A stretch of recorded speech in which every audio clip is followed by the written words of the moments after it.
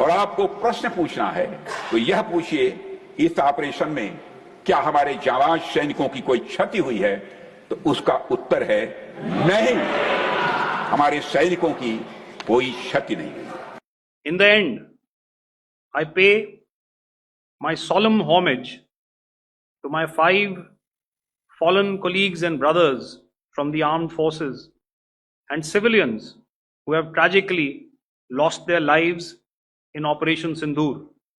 इस ऑपरेशन सिंदूर में हमारे पास ये लिस्ट है, हमारे 10 जवान शहीद हुए हैं, लेकिन राजनाथ सिंह जी ने ये कहा, संसद में बोला कि हमारे किसी भी जवान की, सैनिक की कोई भी क्षति नहीं हुई है। ये 10 जवान, इनके परिवार सवाल पूछ रहे हैं पूरे देश में कि राजनाथ सिंह जी, मोदी जी और अमित शाह जी, आप अपने देश के शहीदों का भी सम्मान नहीं कर पाए, मान और सम्मान नहीं कर पाए, उनकी एक्नॉलेजमेंट नहीं कर पाए कि उन्होंने अपने देश के सुरक्षा के लिए, हित के लिए अपनी जान दे दी, और आपने उनकी शहादत